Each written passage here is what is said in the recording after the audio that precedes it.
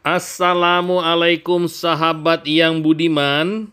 Kali ini kita bicara mengenai sejarah. Saat ini kita akan menceritakan buku yang menarik berjudul The History of Java atau Sejarah Jawa, karangan Thomas Stamford Raffles. Di awal ini kita akan membahas siapa Thomas Stamford Raffles sebenarnya. Di bagian ketiga tentang Raffles ini atau bagian terakhir, apa-apa saja yang dibahas dalam buku The History of Java. Mereka yang belum membaca buku besar The History of Java mengira karya monumental bernilai tinggi ini sekedar rekam jejak, tanda kutip, perjalanan Thomas Stamford Raffles di wilayah kolonial Hindia Belanda, terutama di Pulau Jawa dan Sumatera.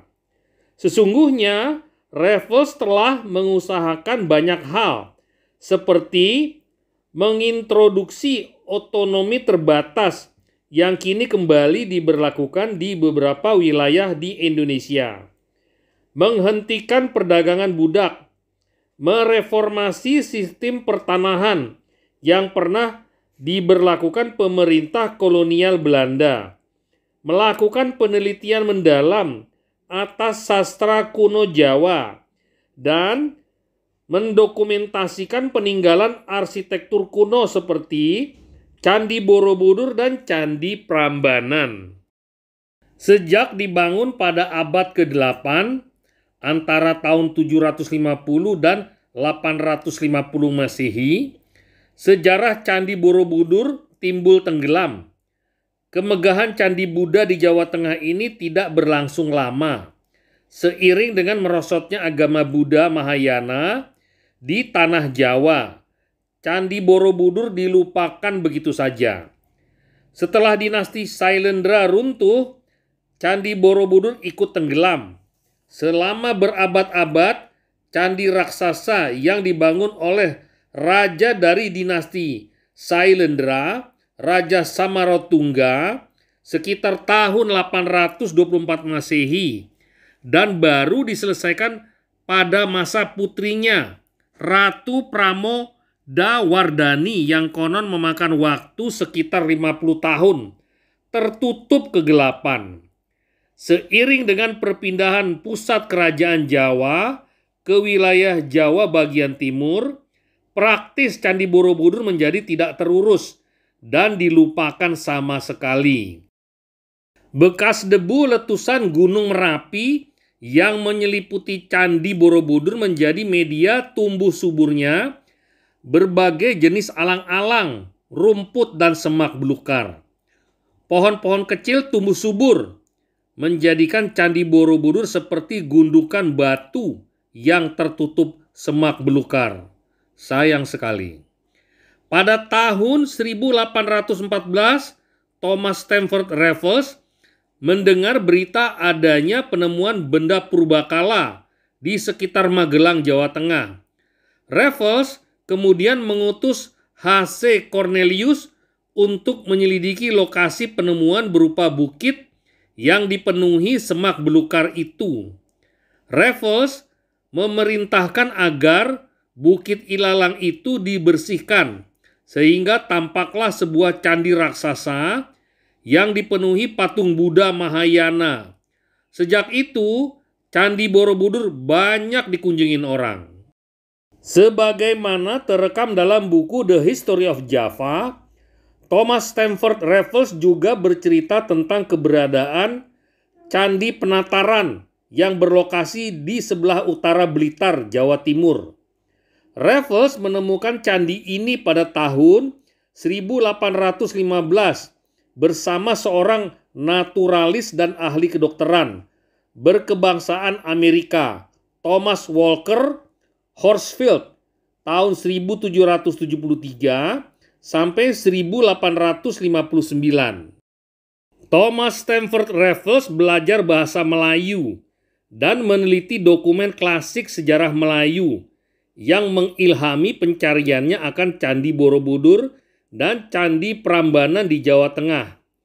Bersama dua asistennya, James Crawford dan Colin Mackenzie, Raffles telah mendokumentasikan situasi dan kondisi masyarakat di Pulau Jawa pada masa itu, terutama keadaan geografinya, kepadatan penduduknya, sistem pertanian, sistem perdagangan, adat istiadat, dan budaya, serta denyut kehidupan sosial politik masyarakat di Tanah Jawa.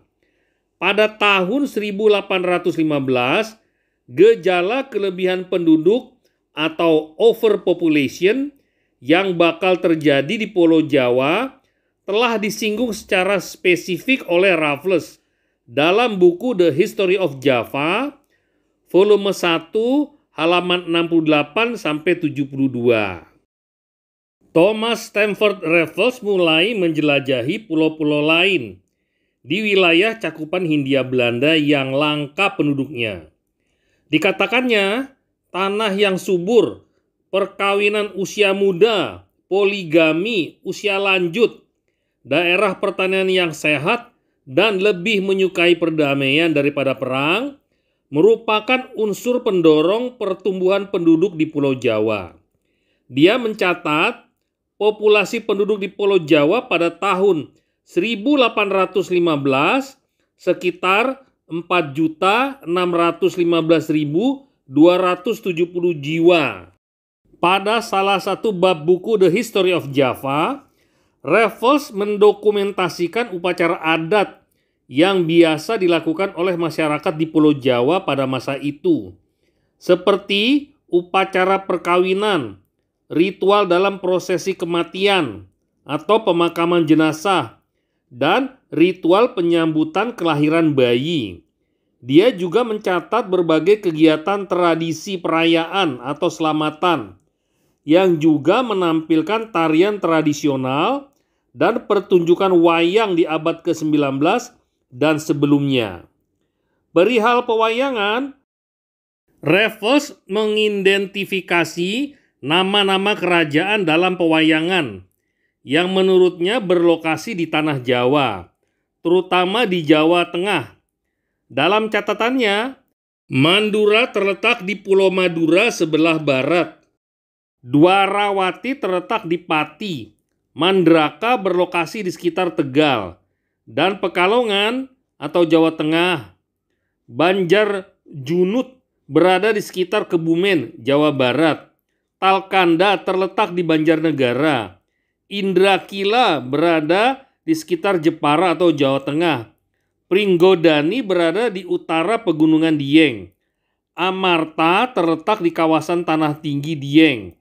Dan Astina berlokasi di sebelah barat laut kota Yogyakarta sekarang.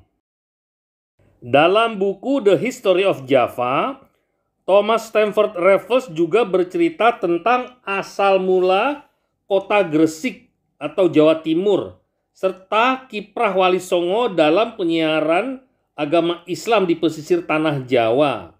Menurut catatan Raffles, Sunan Gresik atau yang lebih dikenal dengan nama Maulana Malik Ibrahim wafat tahun 1419 yang dimakamkan di desa Liran dekat kota Gresik adalah keturunan Arab dari Ali Zainal Abidin bin Husain bin Ali.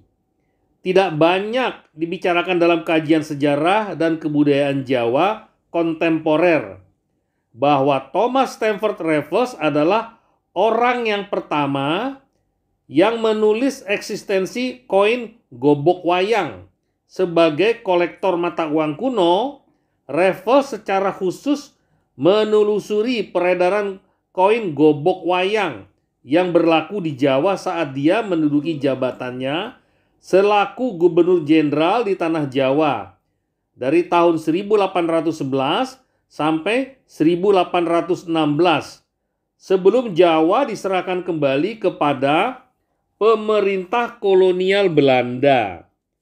Dia pun dikenal sebagai orang pertama yang membawa gamelan ke Inggris tahun 1816. berupa dua perangkat gamelan Jawa Pelok Slendro yang kini tersimpan dengan baik di Claydon House dan Museum of Mankind, London, Inggris.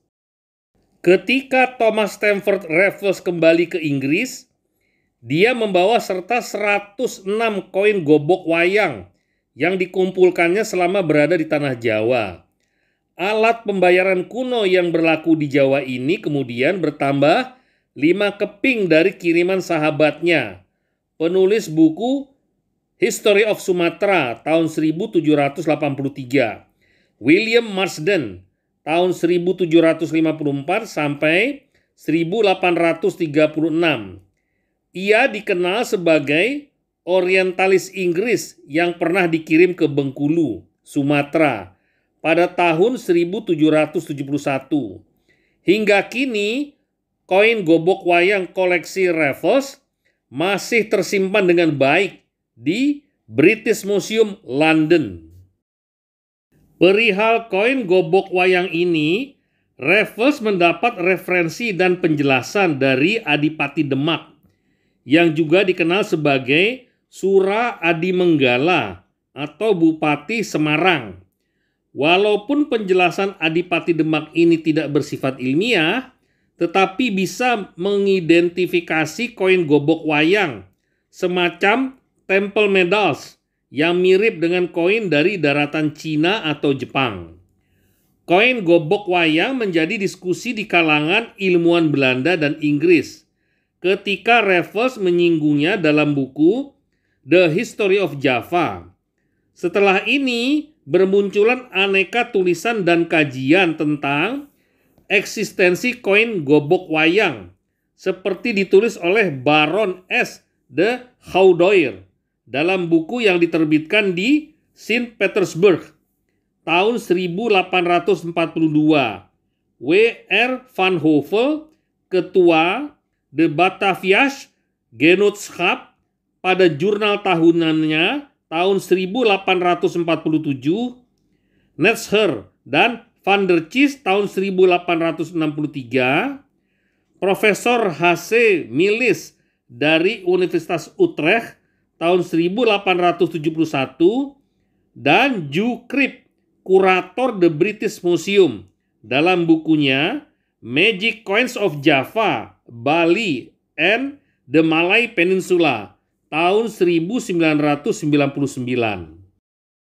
Thomas Stamford Raffles secara khusus membahas karakter orang Jawa dalam satu bab penuh buku The History of Java. Dia menggambarkan orang Jawa yang sangat dipujinya sebagai orang pribumi yang tenang, sedikit berpetualang, cenderung tidak melakukan usaha keluar daerahnya, dan tidak mudah terpancing untuk melakukan kekerasan atau pertumpahan darah. Raffles juga berupaya membedakan persepsi Inggris dan Belanda terhadap masyarakat Jawa dengan mengutip seorang Belanda yang bermukim di Jawa. Ia mengatakan bahwa sifat utama orang Jawa adalah pendendam, bengis, tidak taat pada atasan, meremehkan, dan despotik terhadap orang di bawahnya, cenderung merampok dan membunuh ketimbang bekerja, serta licik dalam melakukan perbuatan tak terpuji. Penggambaran yang buruk terhadap karakter orang Jawa ini menurut Raffles menyiratkan bahwa Belanda telah menganggap hal-hal seram terhadap orang Jawa, sedangkan Inggris melihat sebaliknya. Raffles memiliki asumsi sendiri untuk menggambarkan orang Jawa sebagai orang yang tidak akan menimbulkan kesulitan besar bagi penguasa kolonial yang baru, Inggris. Dengan pencitraan seperti ini, Raffles tampak lebih simpatik bagi orang Jawa ketimbang Belanda yang telah menimbulkan begitu banyak penderitaan dan perusakan pada masyarakat Jawa. Lebih lanjut, Raffles menyatakan bahwa orang Jawa tidak memiliki sifat amuk atau chaos. Adapun kekerasan yang terjadi adalah akibat dari kehidupan di bawah pemerintahan di mana keadilan jarang ditegakkan dengan sebenarnya dan tanpa pandang bulu. Dalam masterpiece-nya, Thomas Raffles mengakui bahwa amuk memang terjadi di Jawa. Tetapi hal itu hanya dilakukan secara terbatas dan sporadis oleh kelas budak. Buku The History of Java diterbitkan pertama kali pada tahun 1817 dalam 2 jilid besar yang dilengkapi dengan ilustrasi gambar berwarna yang cukup mewah dan menarik pada masanya. Pada tahun 1965, buku karya Thomas Stamford Raffles ini telah dicetak ulang oleh Oxford University Press, London, Inggris. Sampai di sini dulu sahabat, kita lanjutkan ke video lainnya.